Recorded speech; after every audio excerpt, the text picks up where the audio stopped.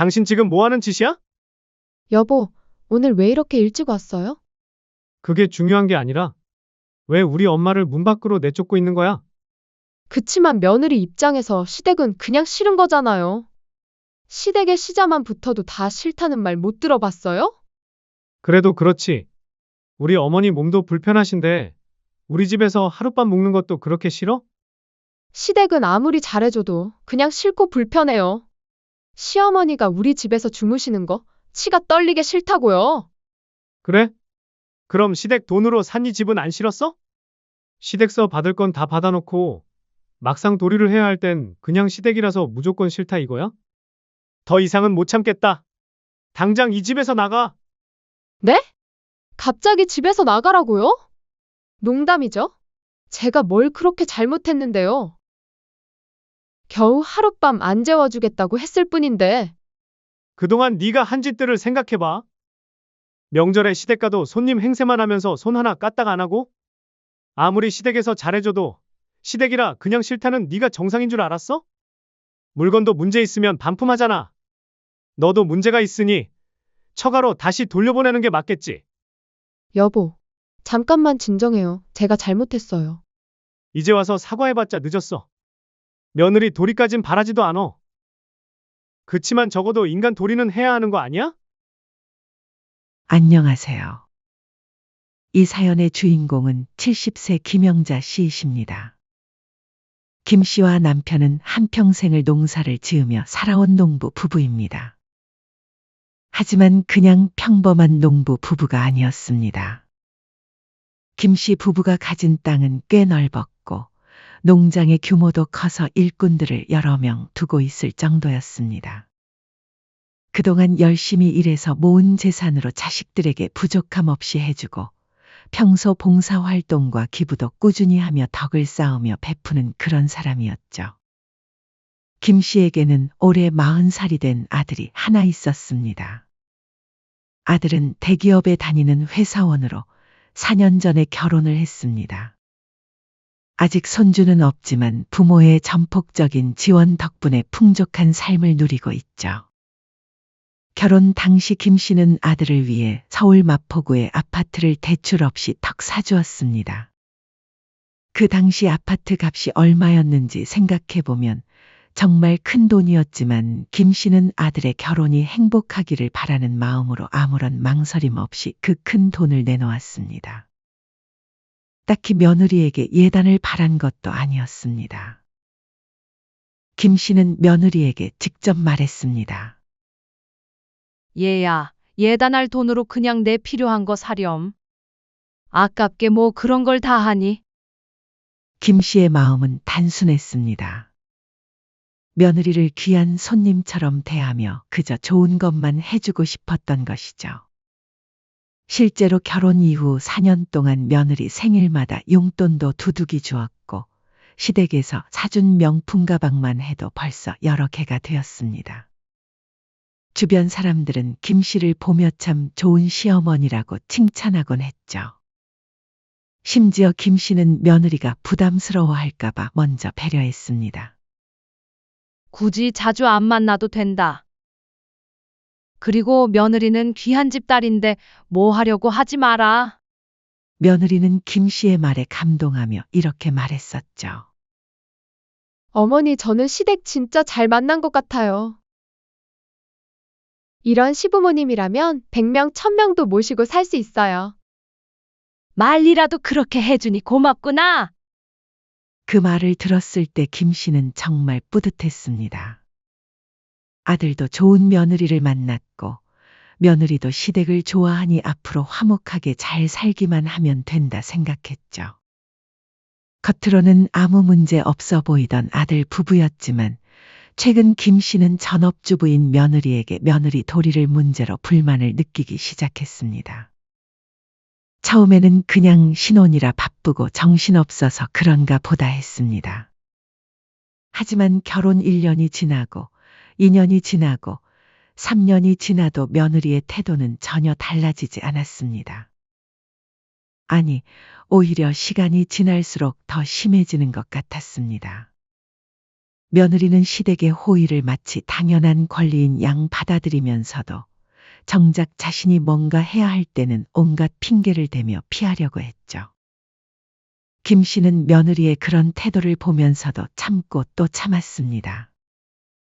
아들에게 털어놓고 싶은 마음도 있었지만 그러면 아들이 중간에서 어려워할 것 같았죠.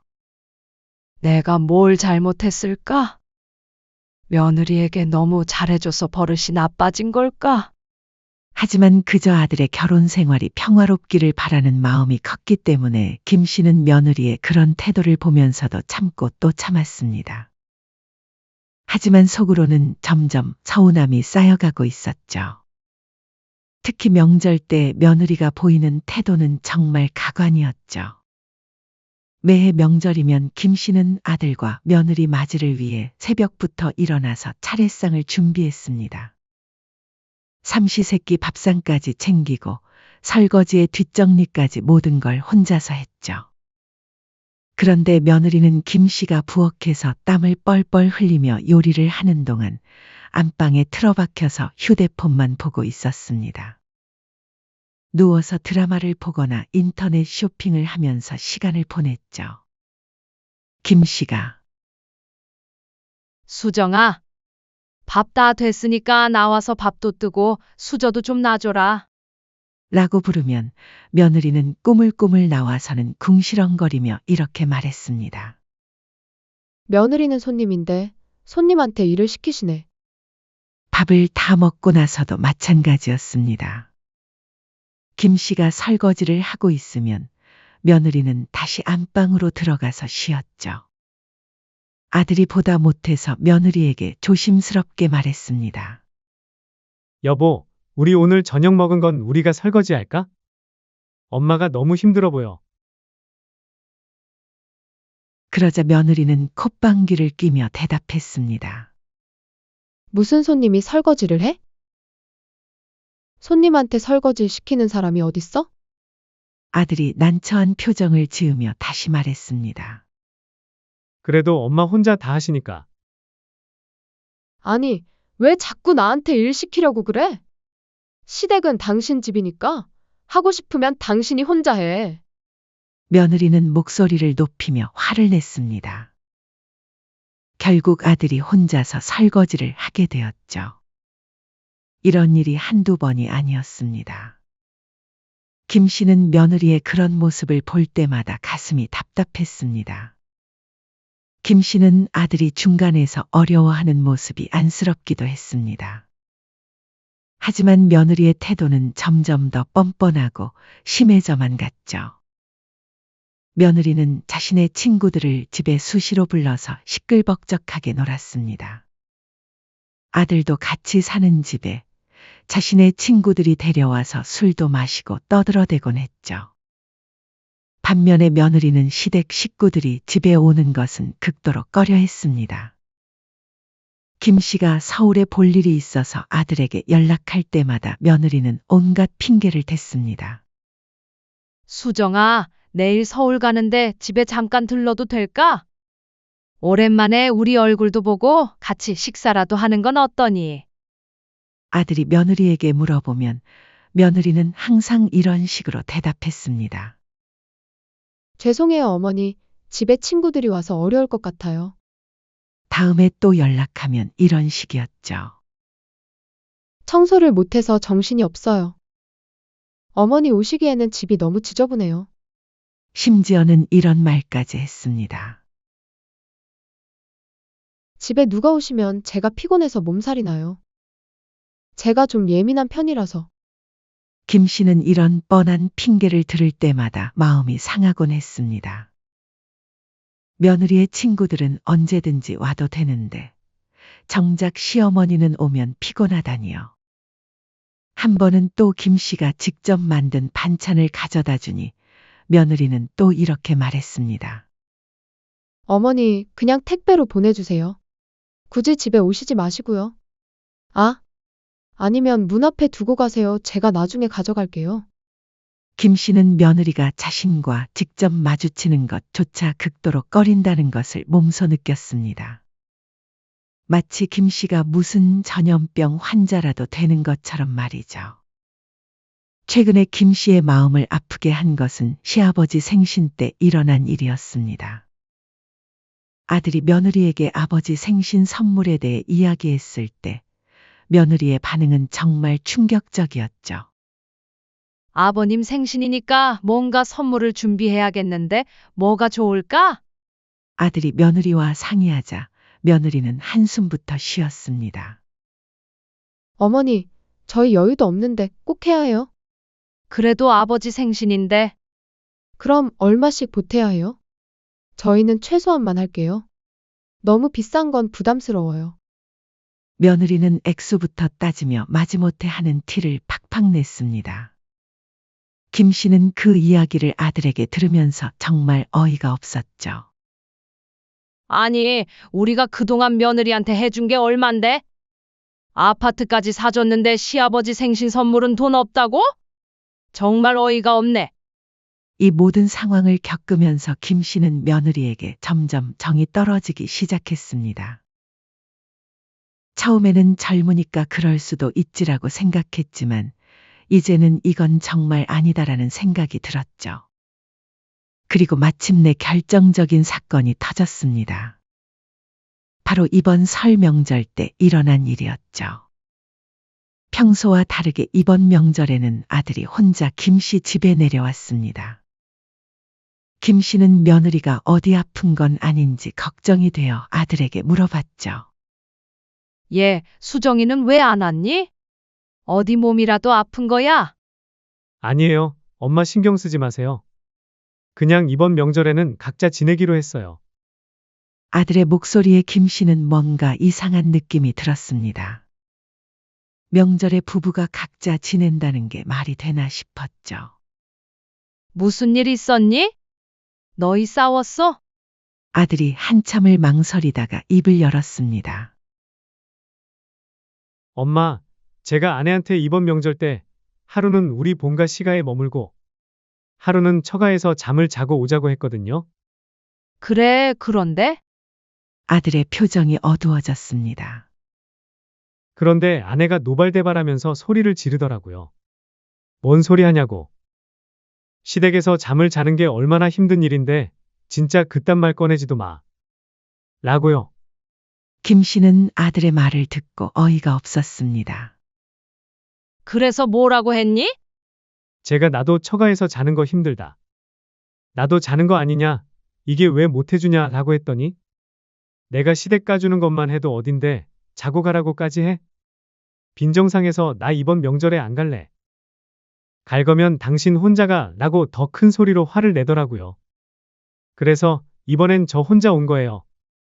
김 씨는 며느리의 그런 말을 듣고 정말 충격이었습니다. 시댁에 가주는 것만 해도 어디? 정말로 며느리가 그렇게 말했어? 김 씨는 아들에게 조심스럽게 말했습니다. 용진아, 이건 좀 아니지 않니? 우리가 며느리한테 뭘 요구한 적 있니? 가끔 얼굴 보는 것도 이렇게 사정사정 할 일인가 싶다. 엄마, 저도 이제 어떻게 해야 할지 모르겠어요. 아들 역시 힘들어하는 모습이었습니다. 김 씨는 아들이 안쓰럽기도 했지만 한편으로는 며느리가 정말 자신의 행동을 돌아봐야 한다고 생각했죠.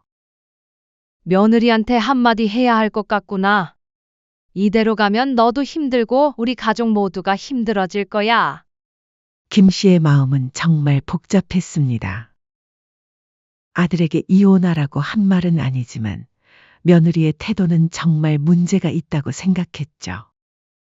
김 씨는 며느리가 스스로 깨달을 수 있는 어떤 강력한 충격요법이 필요하다고 생각했습니다. 하지만 그때만 해도 김 씨는 며느리가 곧 더 큰 일을 저지르게 될 줄은 몰랐습니다. 그리고 그 사건으로 인해 며느리가 그동안 자신이 한 행동을 모두 되돌려 받게 될 것도 말이죠. 김 씨가 병원 때문에 서울에 올라갈 일이 생겼습니다. 정기검진을 받아야 하는데 예약 시간이 늦어서 피곤할 것 같았습니다. 고민하던 중에 아들의 집이 병원에서 멀지 않다는 것을 떠오른 김 씨는 아무리 그래도 하루 정도는 괜찮겠지 싶어서 숙소를 따로 잡지 않기로 했죠. 김 씨는 아들에게 미리 연락했습니다. 용진아, 엄마가 다음 주에 서울 올라가는데 병원 검사 받고 너무 늦을 것 같아. 하룻밤만 재워줄 수 있을까? 네, 엄마 언제든지 오세요. 제가 아내한테도 말해둘게요. 김 씨는 아들이 흔쾌히 허락해 준 것에 안심했습니다. 하지만 막상 서울에 올라가서 아들 집 문을 두드렸을 때 문을 연 며느리의 표정은 정말 싸늘했습니다. 어머니 오셨어요. 며느리는 김 씨를 보자마자 언짢은 표정을 숨기지도 않았습니다. 마치 반갑지 않은 손님이라도 된 것처럼 말이죠. 수정아, 아들한테 미리 말해뒀는데 오늘 하룻밤만 재워줄 수 있을까? 김 씨가 조심스럽게 말하자 며느리는 팔짱을 끼고는 차갑게 대답했습니다. 죄송해요, 어머니. 저희 집에서 주무시는 건 조금 어려울 것 같아요. 응, 뭐라고? 김 씨는 순간 자신이 잘못 들은 줄 알았습니다. 갑자기 그게 무슨 소리니? 전까지 이런 얘기는 없었잖아. 어머니, 오늘은 호텔 가서 주무세요. 저희 집은 불편하실 거예요. 그리고 남편한테는 어머니가 호텔 가시고 싶다고 하셨다고 제가 말해둘게요. 수정아, 내가 매번 부탁하는 것도 아니고 하룻밤 정도는 괜찮지 않겠니? 나도 지방에서 올라와서 병원 검사도 받고 너무 피곤해서 그래. 김 씨가 사정을 설명해도 며느리는 전혀 꿈쩍하지 않았습니다. 저는 시어머니랑 같이 자는 거 불편해요. 며느리는 목소리를 높이며 대답했습니다. 김 씨는 며느리의 그런 매서운 태도에 몹시 당황스러웠죠. 한 방에서 같이 자자는 것도 아니고 그게 그렇게 불편하니? 당연한 거 아니에요? 저희 집에 시댁 사람들이 있으면 제가 불편하다고요. 그리고 요즘 누가 아들 집에 와서 자요? 며느리의 목소리는 점점 더 날카로워졌습니다. 그치만 갑자기 이 늦은 시간에 호텔을 어떻게 구해? 그럼 오늘만이라도. 김 씨가 말을 마치기도 전에 며느리는 갑자기 김 씨의 팔을 거칠게 잡았습니다. 안 돼요. 제발 좀 가세요. 그리고 며느리는 말이 끝나기 무섭게 김 씨를 현관 밖으로 밀어냈습니다. 그리고는 정말로 현관문을 쾅 닫아버렸죠. 김 씨는 갑작스러운 일에 어리둥절할 수밖에 없었습니다. 방금 전까지 며느리와 대화하고 있었는데 순식간에 문 밖으로 쫓겨난 것이었습니다. 김 씨는 닫힌 문 앞에서 멍하니 서 있었습니다. 70평생 살아오면서 이렇게 모욕적인 일을 당해본 적이 없었죠. 더구나 아들의 집에서 이런 취급을 받다니 눈물이 주르륵 흘러내렸습니다. 그리고 깊은 모욕감이 한꺼번에 밀려왔습니다. 내가 뭘 잘못했다고 이런 취급을 받아야 하지. 김 씨는 그 자리에서 발걸음을 뗄 수 없었습니다. 바로 그때였습니다. 퇴근하고 돌아오던 아들이 엘리베이터에서 내려오다가 현관 앞에서 눈물을 흘리고 있는 김 씨를 발견한 것이죠. 엄마! 엄마 왜 바닥에서 그러고 계세요? 김 씨가 눈물을 흘리고 있는 모습을 본 아들은 깜짝 놀랐습니다. 아들은 상황을 파악했습니다. 어머니가 집에 들어오지도 못하고 문 밖에서 눈물을 흘리고 있는 이유를 말이죠. 순간 아들의 얼굴이 화라산처럼 변했고 문을 벌컥 열고 집 안으로 들어갔습니다. 며느리는 소파에 앉아서 태연하게 TV를 보고 있었습니다. 당신 지금 뭐 하는 짓이야? 어머, 여보, 오늘 왜 이렇게 일찍 왔어요? 그게 중요한 게 아니라 왜 우리 엄마를 문 밖으로 내쫓고 있는 거야? 아들의 목소리는 분노로 떨리고 있었습니다. 며느리는 움찔했지만 여전히 뻔뻔한 태도를 버리지 않았습니다. 며느리한테 시가는 그냥 싫은 거야. 시댁에 시 자가 붙으면 다 싫다는 말 못 들어봤어? 그래도 그렇지. 어머니가 우리 집에서 하룻밤 묵는 것도 그렇게 싫냐?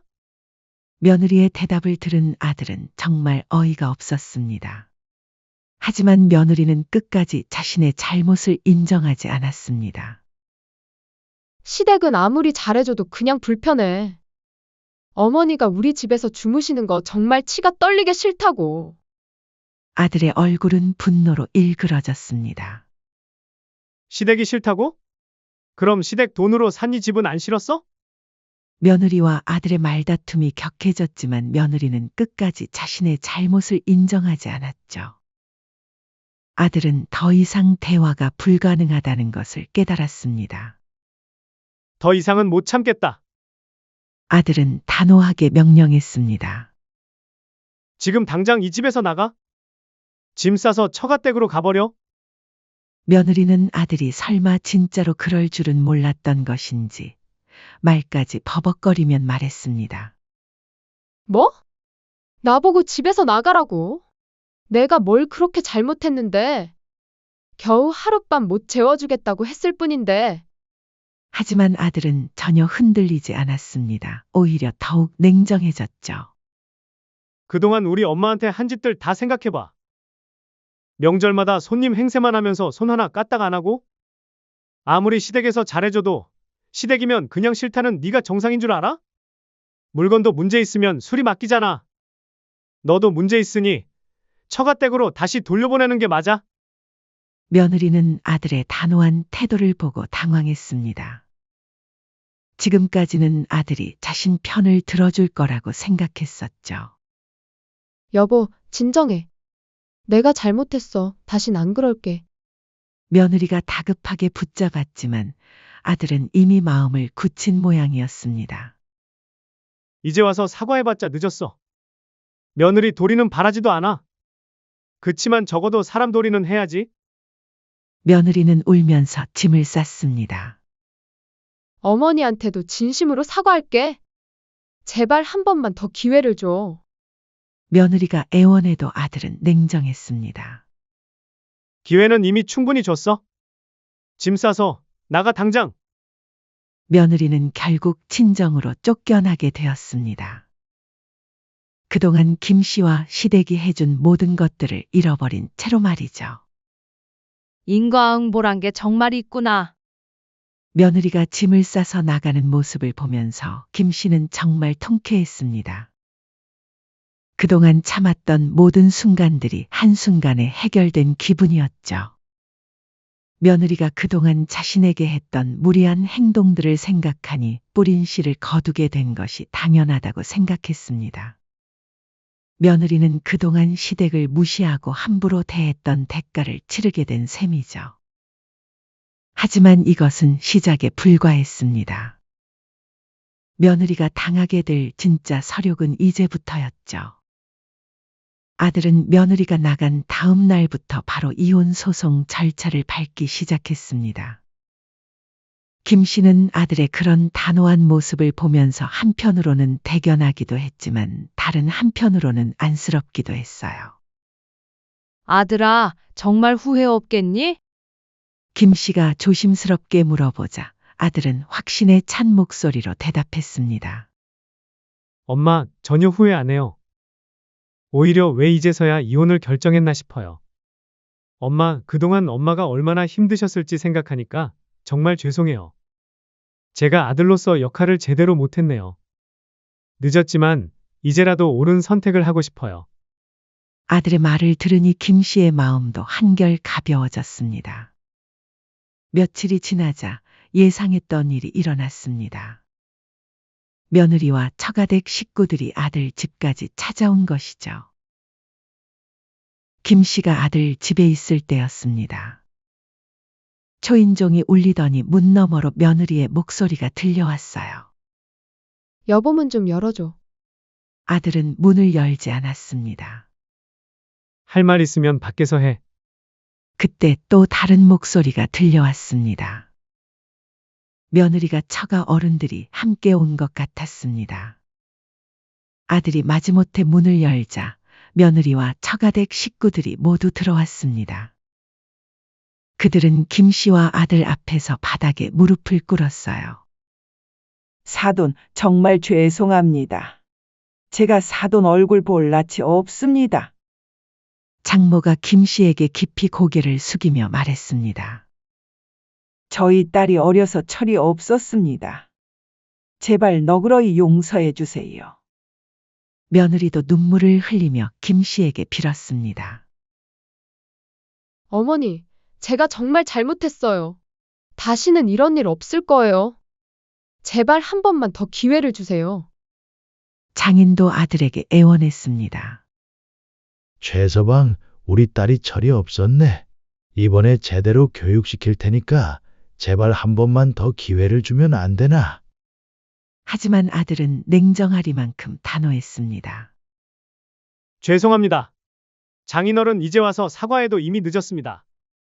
아들은 논리적이고 날카롭게 며느리의 이기적인 행동들을 조목조목 지적하기 시작했습니다. 아내가 결혼 4년 동안 시댁에 어떻게 했습니까? 시가의 시자만 들어도 치를 떨었고 어머니가 집에 오시려고 하면 온갖 핑계로 막았습니다. 그리고 병원 검사받고 지친 어머니를 문 밖으로 내쫓았습니다. 이런 사람과 어떻게 계속 살라고 하십니까? 며느리는 아들의 말에 고개를 들지 못했고 아들은 계속해서 말했습니다. 어머니가 며느리에게 잘해줄 때 감사했어야죠. 저는 더 이상 이런 모욕적인 관계를 유지할 수 없습니다. 아들의 단호한 말에 며느리는 한마디도 대꾸하지 못하고 고개를 떨굴 수밖에 없었습니다. 그때 김 씨가 입을 열었습니다. 그 안에는 그동안 쌓였던 모든 서운함과 분노가 담겨 있었어요. 수정아, 마지막으로 할 말이 있단다. 요즘은 시댁도 며느리 눈치 보며 산다.